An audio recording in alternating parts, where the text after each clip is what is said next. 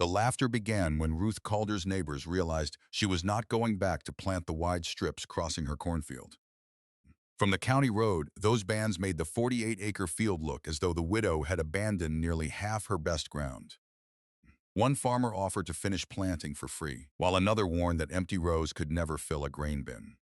Ruth refused both offers, planted protective vegetation across the slope, and measured the strips after every rainfall.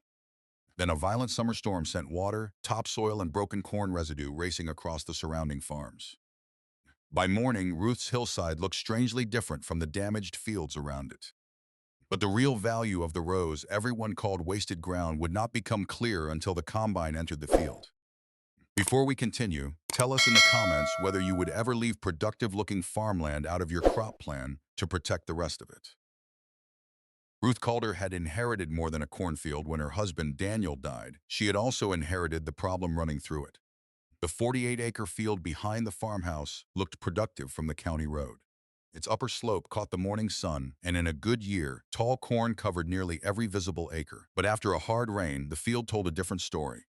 Water gathered speed as it moved downhill, thin streams joined larger ones, and loose soil traveled toward the bottom of the slope. In several places, shallow channels appeared between the rows, while dark sediment collected along the lowest edge, exactly where Ruth needed it least. Daniel had fought the problem for years. He filled washouts, smoothed damaged areas, and replanted sections when storms arrived early enough. Then the following season, they planted the entire field again. Ruth had always considered erosion an expensive inconvenience. But now that every seed bill, fertilizer payment, equipment repair, and loan installment came through her alone, she began looking at it differently. She pulled 5 years of harvest records from the farm office. The totals changed with the weather, but one pattern remained. The same sections of the slope repeatedly underperformed. One strip lost stand after heavy spring rain, another produced weak corn during dry summers, and at the bottom, sediment sometimes buried young plants after storms. Ruth spread Daniel's yield maps across the kitchen table. She had been paying to plant every acre, but every acre was not paying her back. Gavin Holt farmed the neighboring ground and had known Daniel for years. When Ruth mentioned changing the hillside field, he gave her the advice he thought she needed. "Don't get complicated with it." Ruth asked, "What would you do?" "Plant it." "All of it?" "You're selling corn, Ruth. Empty ground doesn't fill a grain bin." Gavin was not trying to insult her. From his perspective, the arithmetic was obvious. Seed went into acreage, acreage produced bushels, and bushels paid bills. A widow operating the farm alone had less room for experiments than almost anyone. Ruth understood that argument, which was exactly why she could not ignore what the maps were showing her. After the next rain, she walked the slope carrying wooden stakes. Instead of looking at the corn rows, she watched where the water had traveled. She marked one path, then another, and farther downhill, she stopped where several small flows converged. Ruth drove another stake into the soil. By evening, a series of markers stretched sideways across the hillside. Gavin slowed his truck when he saw them, and the following morning, he stopped completely. "What are you laying out?" Ruth looked across the field. For years, everyone had asked how to grow corn on every possible foot of that slope. But she had begun asking a different question. Which parts of the field should never have been managed exactly like the rest?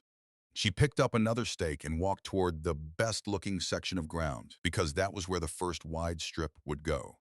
Ruth's field looked unfinished when planting ended. From the county road, long green rows of young corn climbed the slope, then stopped abruptly at broad bands running sideways across the field. Beyond each band, the corn began again, and the pattern repeated several times. The horizontal lines created such a strong visual break that passing drivers thought Ruth had left nearly half the hillside unused. In reality, the protected bands occupied roughly 8 of the field's 48 acres, but because they crossed the slope at the most visible points, they looked much larger from the road. Gavin noticed immediately. His pickup rolled to a stop while Ruth was checking one of the marked strips. "Planter breakdown? No. Run short on seed." Ruth shook her head. Gavin stared across the slope. "Then why isn't that planted?" "Because I don't want corn there." For several seconds, he seemed to think she was joking. Then he laughed. "That's some of your best-looking ground. It looks good now. It'll look even better with corn on it." Ruth did not argue.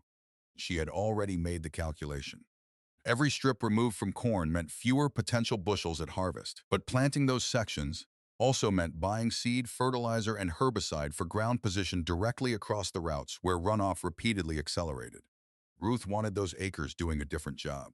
She did not leave them as exposed dirt because that would have created exactly the problem she was trying to solve. Instead, Ruth established dense protective vegetation across the contour, choosing a low-growing grass mixture suited to holding soil and tolerating occasional equipment traffic. The strips were not perfectly spaced.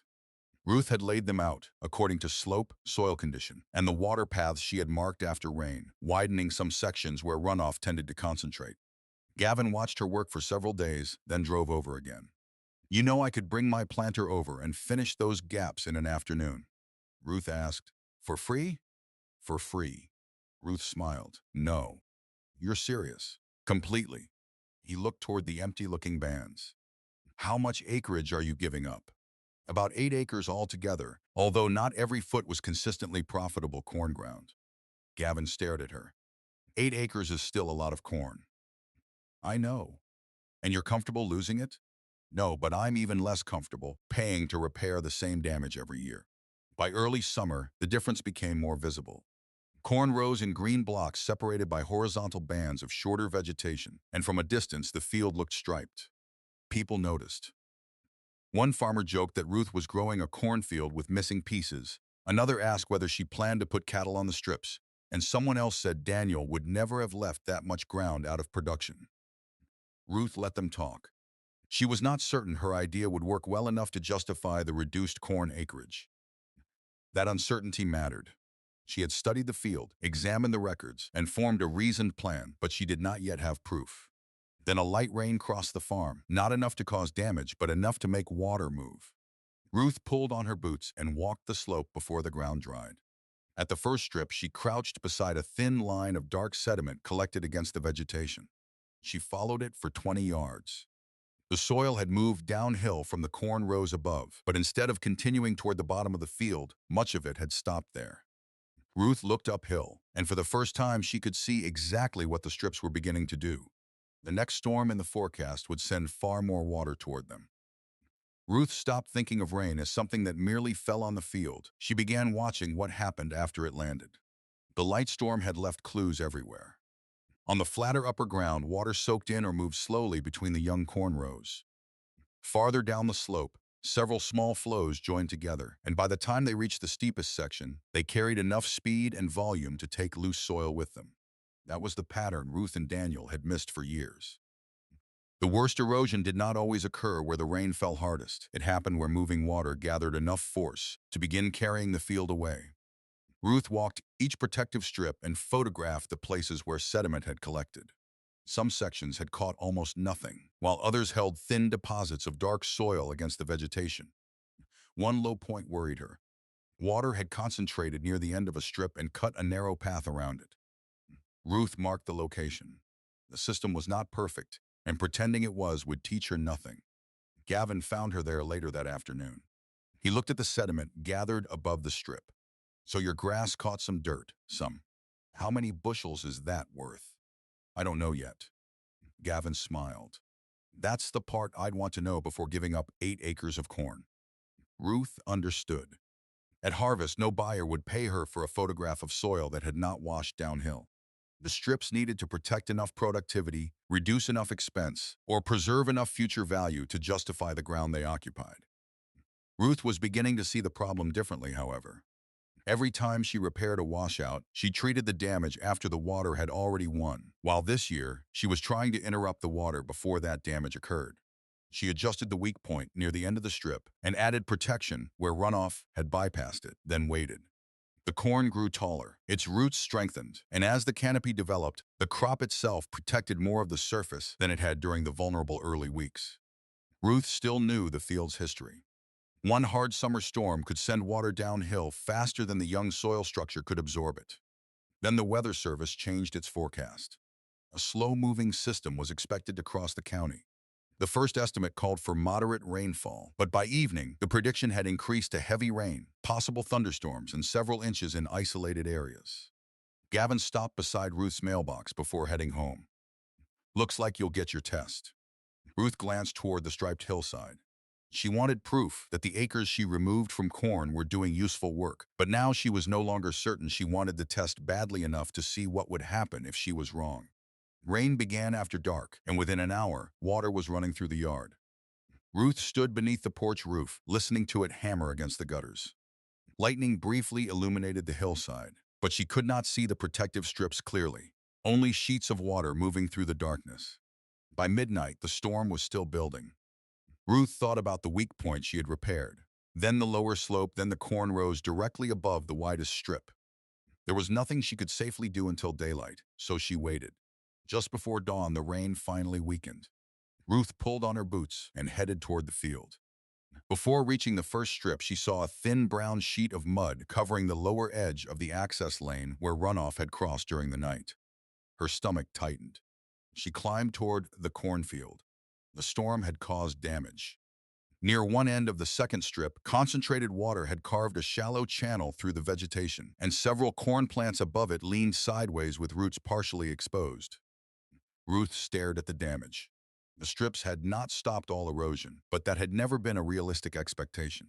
She continued uphill, and at the next band the picture changed. Dark sediment had collected along the upper edge of the vegetation, with corn residue and small pieces of plant material trapped there. Below the strip, the soil surface looked far less disturbed. Ruth crouched and pressed her fingers into the ground.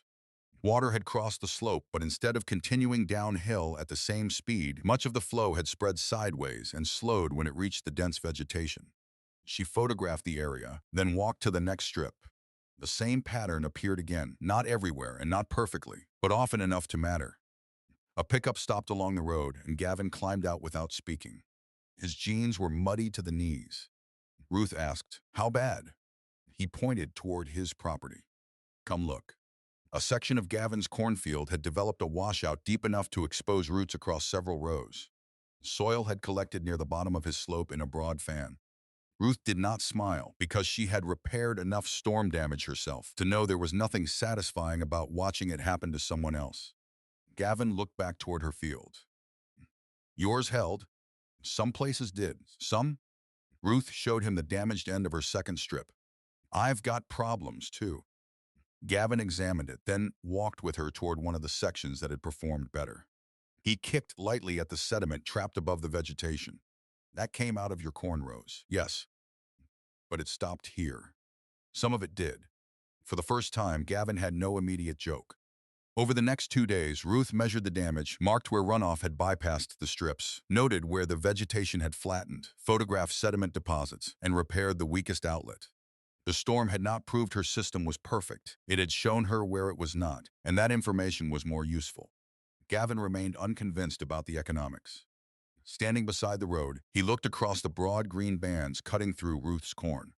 "You gave up a lot of planting space to save dirt." Ruth nodded. "Maybe. Saving soil doesn't mean you make more money." "I know. Harvest will tell you whether this was worth it." Ruth looked toward the corn. On that point, they agreed. A protected field that could not pay its bills was not a solution, but neither was a fully planted field that slowly sent its best soil downhill whenever a hard storm arrived. The question was whether Ruth had sacrificed too much corn to protect too little ground. Before Harvest could answer it, the weather changed again. The storms disappeared, the forecast turned hot, and for weeks almost no rain came at all. The dry weather made Ruth question the strips in a way the storm never had. After the heavy rain, she could point to trapped sediment, reduced washouts, and a safer lower slope, then tell herself that the land left out of corn was performing useful work. Now every acre without corn looked expensive. Corn prices were decent, but seed, fertilizer, fuel, equipment costs, and land taxes had already taken their share of the season. Ruth walked beside one of the protective strips and looked across vegetation that would never place a single bushel in the grain bin. Gavin's question stayed with her. How much corn had she sacrificed to save soil? She returned to the farm office and calculated the acreage again. The roadside appearance was deceptive. The broad horizontal bands made the field look almost half empty from certain angles, but the protected areas occupied approximately 8 acres, leaving about 40 acres planted to corn. 8 acres still mattered, but the number was much smaller than the rumors spreading through the neighborhood. Ruth pulled out Daniel's old records. Several sections of the hillside had been planted every year despite consistently poor returns. One area frequently lost stand after storms, another suffered when sediment accumulated, and a third produced weak ears during dry summers because the upper slope shed water too quickly. Ruth realized she had been measuring the strips against perfect corn acres, but those were not the acres she had removed. Much of the ground taken out of corn had historically been part of the field's problem. That did not guarantee the experiment would pay. It simply made the comparison more honest. Then the rain stopped completely. A week passed, followed by another, while temperatures climbed into the 90s. Corn leaves began curling during the hottest part of the afternoon. Ruth checked the crop every morning. The storm had tested whether her strips could slow water when there was too much. Now the field faced the opposite problem. There was not enough. Gavin stopped near the mailbox one evening. "Those grass strips aren't going to make it rain." "No. And you've still got fewer acres of corn." "Yes." He seemed almost disappointed that she would not argue. Ruth had never believed the strips could create water. Her question was whether slowing runoff, keeping residue in place, reducing soil loss, and spreading concentrated flow had helped the field retain more of the water it already received. She began checking, not merely by looking at the corn, but by pushing a soil probe into several locations above and below the strips, then repeating the checks in areas where runoff had historically been worst. The results were not identical. Some places were dry everywhere, but in several protected sections, soil beneath the surface remained cooler and held moisture longer than nearby exposed areas. Ruth recorded each observation with the date and approximate depth. She still did not know whether the difference would last long enough to influence the crop. Then tasseling began. Within days, Gavin could see something from the road that Ruth had been watching inside the field. The corn was not responding to the dry spell evenly, and several of the strongest sections were growing directly below the strips everyone had called wasted ground. The drought did not spare Ruth's field. By late July, even the strongest corn curled its leaves during the hottest hours, while the protective vegetation turned dull and the soil near the surface dried wherever direct sunlight reached it. Ruth refused to turn a few promising observations into proof. She compared sections systematically, checking soil conditions at roughly the same time each morning above the strips, below them, and in areas where runoff had historically been strongest. The pattern was not universal, but several areas immediately below the protective bands held moisture deeper into the dry period and displayed less severe crop stress. Ruth suspected the difference came from several things working together. Less soil had been carried away during the storm, runoff had slowed in places, more crop residue remained where it belonged, and the protective vegetation reduced the width of bare, exposed ground across the slope. None of those factors created another inch of rainfall, they simply helped the field lose less of what it had already received. Gavin walked over one afternoon, and instead of stopping beside the road to make jokes, he followed Ruth between the rows. On the upper slope, they found corn with tightly curled leaves. Farther down, immediately below one of the better performing strips, the plants appeared noticeably less stressed. Gavin pulled an ear from each area and compared them. Same seed, same hybrid. Same planting date, same day. He looked toward the grass band above them. "You think that's doing it?" "I think it's part of it." "That's not much of an answer." "It's the only answer I can prove right now." Ruth would not claim that one strip had transformed the field. Soil depth varied, slope varied, storm damage varied, and even residue, sunlight, and drainage differed from one location to another. Harvest would provide the real comparison. As tasseling progressed, the contrast became easier to see. The historically weak areas were no longer automatically the weakest corn in the field. Some remained disappointing, while others surprised Ruth. One section that regularly suffered after heavy runoff carried a more even stand than Daniel's old yield map suggested it should. Gavin began slowing his pickup every morning, and eventually he stopped with a measuring wheel. Ruth raised an eyebrow. "What happened to empty ground not filling grain bins?" "It still doesn't." He stepped across the roadside ditch. "But I'm curious how much empty ground you actually used." Together they walked the first strip. Gavin measured its width, then the distance to the next, and wrote the numbers in a small notebook. "Why this spacing?" Ruth pointed uphill. "Because of that slope." He indicated a wider section. "And why wider there?" "That's where the water concentrates." Gavin looked across the field. For months, he had assumed Ruth simply decided to plant less corn. Now he was beginning to understand that the missing rows had been positioned deliberately. He closed the notebook.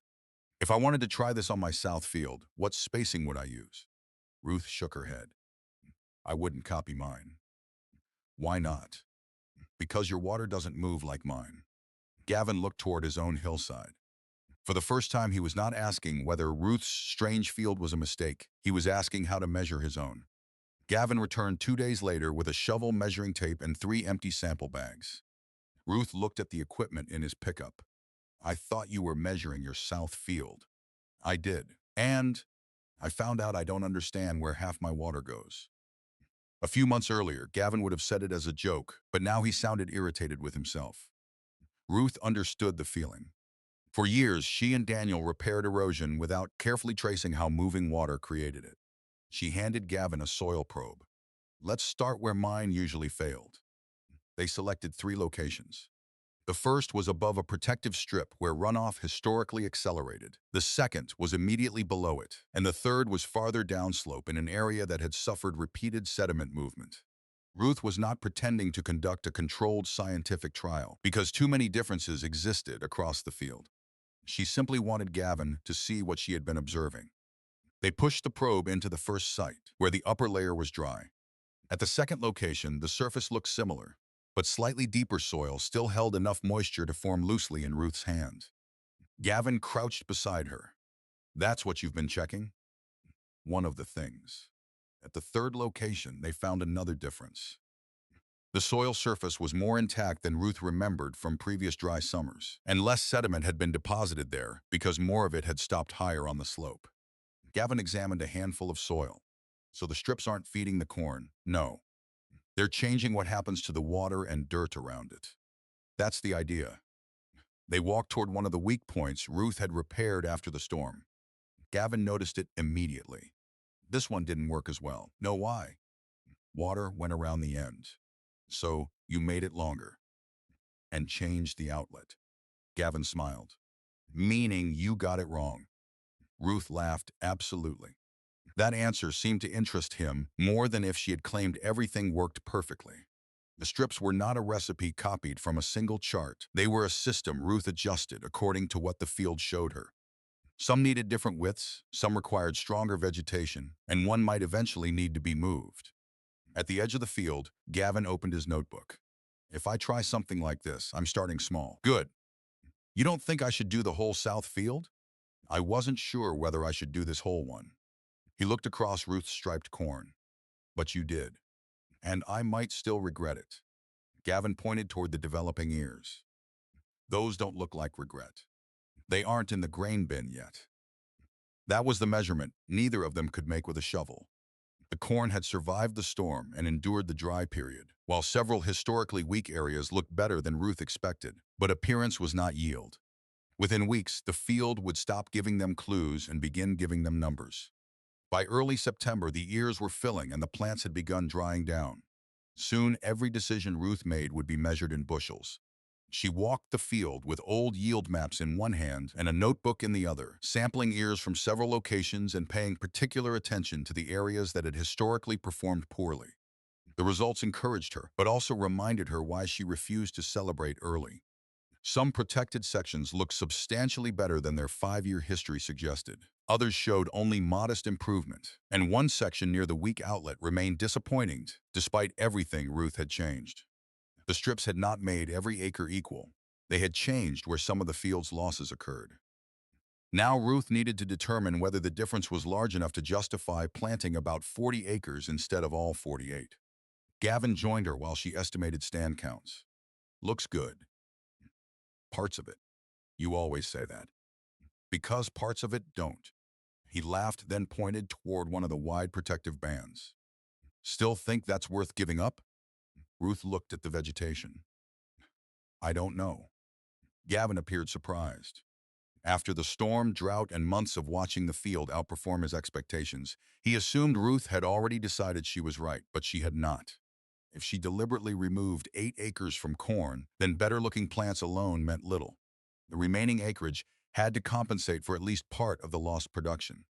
There were also benefits the yield monitor could not measure directly, including less seed, no corn fertilizer on the strips, fewer washouts to repair, and less soil transported to the bottom of the slope.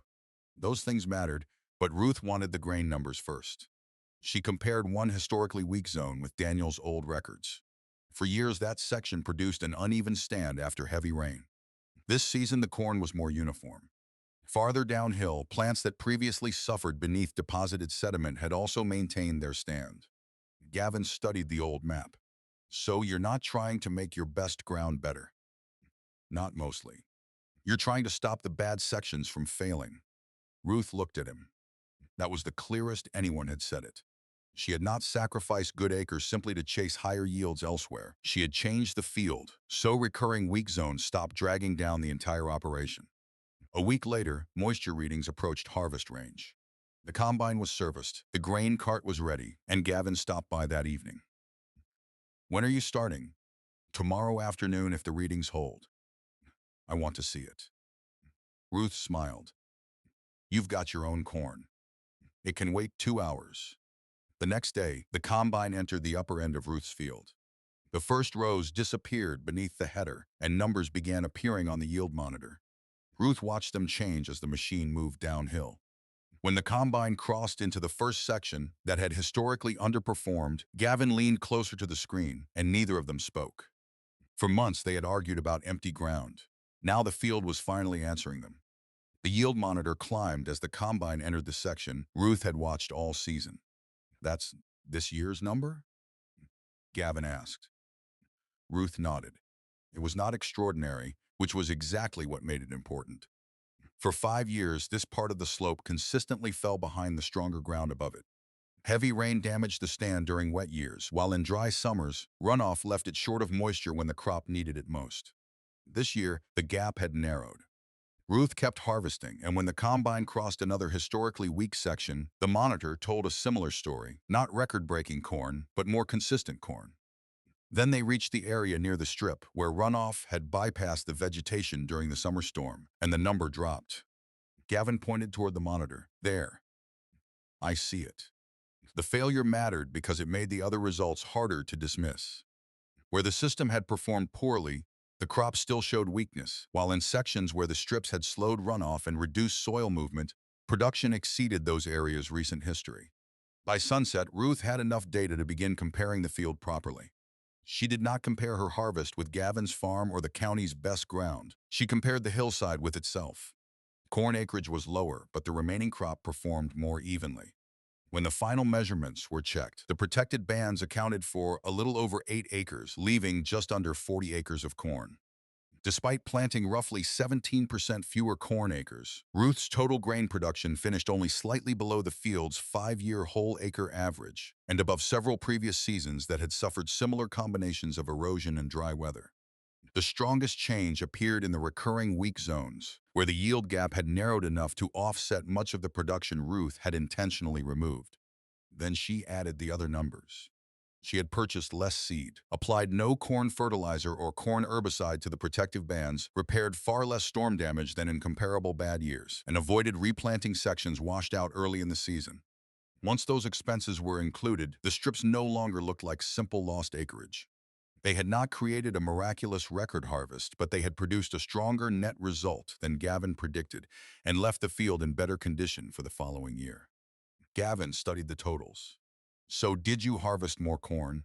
"Not more than this field could produce in a perfect year." "Then you lost?" Ruth shook her head. "That's not the comparison."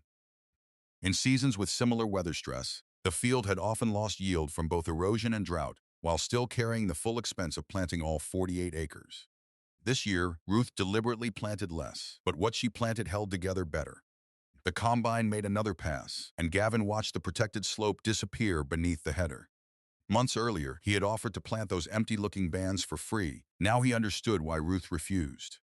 You weren't trying to grow more corn on every acre. No. You were trying to lose less of what you already had.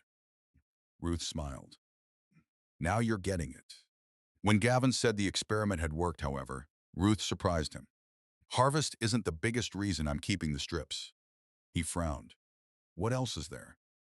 Ruth pointed toward the bottom of the hill. Come back tomorrow. Why? I want to show you what isn't down there anymore. The following morning, Gavin would finally understand that the most valuable thing Ruth preserved that season had never entered the combine at all. Gavin arrived the next morning expecting Ruth to show him another set of numbers, but she brought a shovel instead. They walked to the bottom of the hillside where years of runoff had left their mark.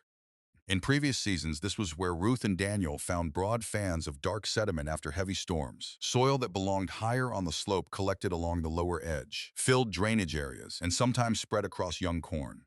Ruth stopped beside a patch of ground and pushed the shovel into it.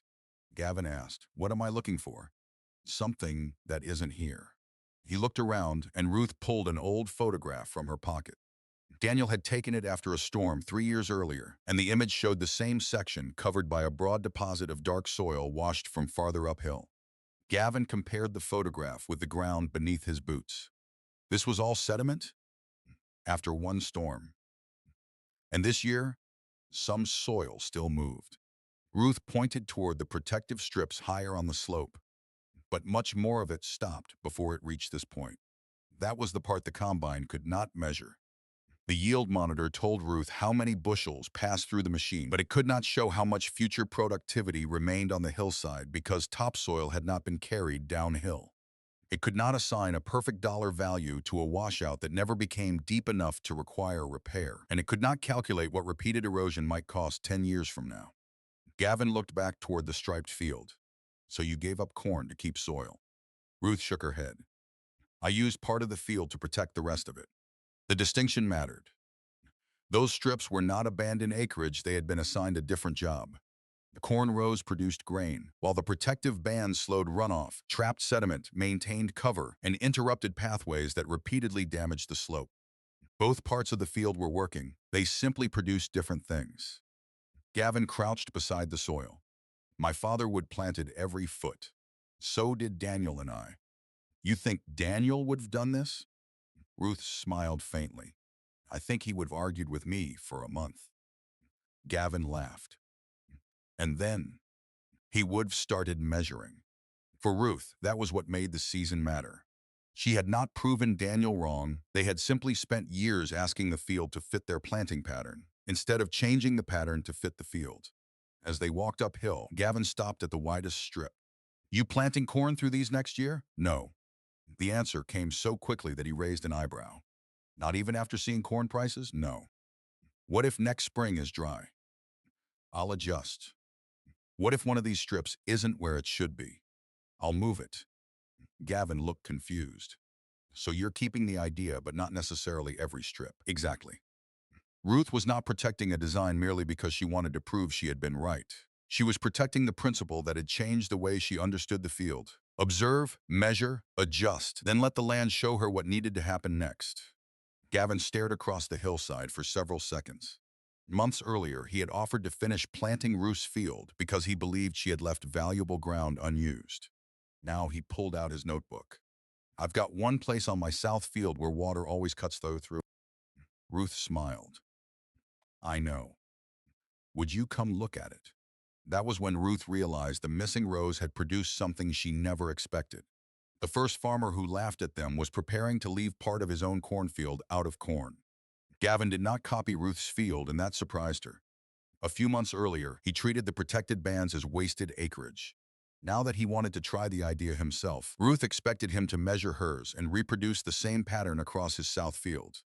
Instead, they spent an afternoon walking his slope after a light rain. The water behaved differently there. One section was flatter than Ruth's hillside, another dropped sharply toward a drainage channel, and runoff concentrated in only two major pathways rather than spreading across several parts of the field. Ruth pointed toward the worst route. "If you copy my spacing, you'll be solving my problem on your land." Gavin nodded. "So, I start here." "Start small." He marked only the most vulnerable section, which meant losing far less corn acreage than Ruth had during her first season. More importantly, he would have something to compare. Word spread. Two neighboring farmers asked to walk Ruth's field before spring planting, then another came. Ruth never presented herself as an expert. When one farmer asked how wide every strip should be, she refused to give him a universal number. And when another asked how many inches of rainfall justified the system, she could not provide a simple answer. Slope mattered, soil mattered, rainfall mattered, equipment mattered, economics mattered, and Ruth's first season had already shown that some of her own decisions required improvement. She took them to the strip where water bypassed the end during the summer storm. This one failed here. The farmers looked surprised. You kept it? I changed it. Ruth showed them how she extended the protected area and improved the outlet. One farmer smiled. So the trick isn't the grass. There isn't a trick. That was exactly what Ruth wanted them to understand. By planting season, nobody in the neighborhood was leaving half a field untouched, because that had never been the lesson. Gavin established narrower protective bands only where his runoff problem justified them. Another farmer tested a single erosion-prone slope, while a third decided his flatter ground did not need the same approach. Ruth liked that most. People had stopped asking how to copy her field and started asking how to read their own. One afternoon, Gavin pulled his planter to the edge of his south field. Ruth happened to be passing when he stopped at the first marked strip. For a moment, she thought he might plant straight through it, but instead, he raised the planter. The tractor crossed the protected band without dropping seed. Then Gavin lowered it and continued planting on the other side. Ruth remembered him offering to finish her field for free. Now he was deliberately creating missing rows of his own. He stopped at the headland and climbed down. Looks ridiculous, doesn't it? Ruth smiled. A little. Gavin laughed, then looked across the strip. Last year, I would have seen ground that wasn't making me money. And now I want to know what it's keeping me from losing. By summer, the strange stripes that once made Ruth's farm the neighborhood joke had appeared on two other hillsides, not because Ruth convinced anyone through an argument, but because the field had done that for her. The most important lesson was not where Ruth stopped planting, it was why. Ruth changed her strips again the following season. One became narrower. Another moved several yards uphill after winter runoff showed that the original position did not intercept water where she expected, and the weakest outlet received additional protection. She even removed one short section because the evidence suggested it was doing too little to justify the ground it occupied. That mattered to Ruth. She never wanted the experiment to become a rule she was afraid to question. The lesson was not that every farmer should take 8 acres out of a 48-acre cornfield. It was not that planting fewer acres automatically produced more money, and it certainly was not that grass strips could eliminate drought or erosion. The lesson was simpler. Every acre did not have to perform the same job to contribute to the farm. Over the following seasons, Ruth continued keeping records of yield, input expenses, storm damage, repairs, sediment deposits, moisture observations, and places where runoff escaped. Some years favored corn, while others tested everything she had changed. There were seasons when the strips appeared almost unnecessary because rainfall arrived gently and evenly. Then another hard storm crossed the hillside, and Ruth found dark soil trapped against the protective vegetation instead of piled at the bottom. That was enough to remind her why the bands remained. Gavin continued experimenting on his own farm. His strips never looked exactly like Ruth's, and they should not have. His slope and runoff patterns were different. What began as imitation gradually became observation, which pleased Ruth more than if every neighboring field had copied hers perfectly. One autumn after harvest, Ruth stood beside the road looking across the hillside. The corn was gone, and without the tall crops surrounding them, the protective bands were even easier to see. Years earlier, she would have looked at those strips and calculated how many corn rows could have fit there, but now she thought about what remained because they existed. Soil higher on the slope, less sediment where it did not belong, fewer repairs after the worst storms, lower unnecessary input costs, and a field she understood better than when she tried to plant every available foot. Gavin pulled his pickup beside her. Still looks like you're wasting ground. Ruth glanced at him, then saw his smile and knew he was joking. How did the South field do? Good enough that I'm keeping mine. All of them? Gavin shook his head. Moving one next spring. Ruth laughed. Now you're learning. The first harvest never proved that Ruth discovered a perfect method for growing corn. It proved something more useful. Planting every available foot was not always the same as using every foot wisely. The neighbors laughed because they saw missing rows, seed that was never planted, corn that would never be harvested, and money Ruth appeared to have left in the ground. Ruth eventually learned to measure the field differently. Some acres produced grain, some slowed water, and some held soil. Together, they gave the farm a better chance of producing long after a single harvest was forgotten.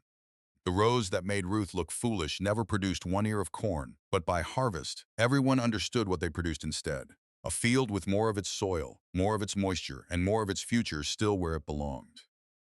If Ruth's decision reminded you that the most productive choice is not always the most obvious one, share your thoughts in the comments. Would you have planted every acre, or would you have trusted the evidence from the land?